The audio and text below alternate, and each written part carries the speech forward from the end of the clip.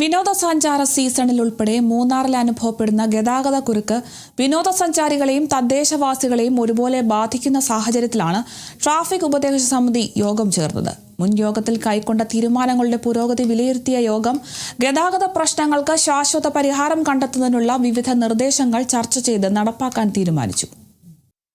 മൂന്നാറിലെ ഗതാഗത നിയന്ത്രണത്തിനായി പ്രധാന കേന്ദ്രങ്ങളിലധികം ഗാർഡുകളെയും ട്രാഫിക് വാർഡന്മാരെയും നിയോഗിക്കും.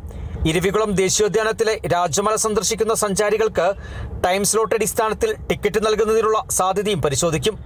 കൂടാതെ ദേശീയോദ്യാനത്തിലെത്തുന്ന സഞ്ചാരികളുടെ വാഹനം റോഡിലിടാൻ അനുവദിക്കില്ല.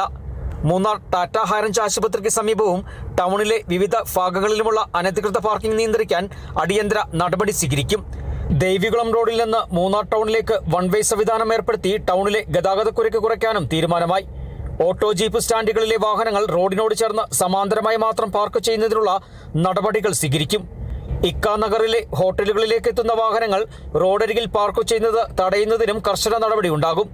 ദേശീയപാതയോരത്ത് ഗതാഗത തടസ്സം സൃഷ്ടിച്ച് പ്രവർത്തിക്കുന്ന അനധികൃത പെട്ടിക്കടകൾ ഈ മാസം 30-നകം ഒഴിപ്പിക്കാനും യോഗം തീരുമാനിച്ചു.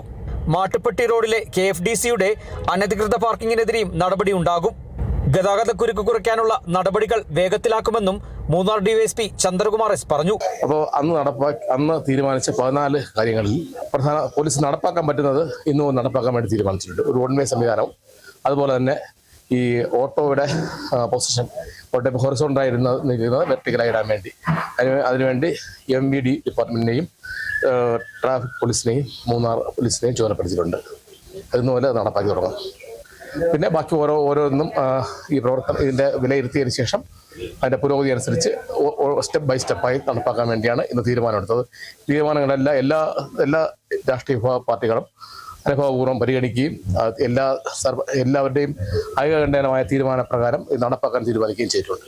മൂന്നാർ പഞ്ചായത്ത് പ്രസിഡന്റ് S വിജയകുമാർ, ജില്ലാ പഞ്ചായത്ത് അംഗങ്ങളായ R ഈശ്വരൻ, C നെൽസൺ, വിവിധ പഞ്ചായത്ത് പ്രസിഡന്റുമാർ, വകുപ്പുദ്യോഗസ്ഥർ, രാഷ്ട്രീയ കക്ഷി പ്രതിനിധികൾ എന്നിവർ യോഗത്തിൽ പങ്കെടുത്തു. Kerala vision news, Idukki.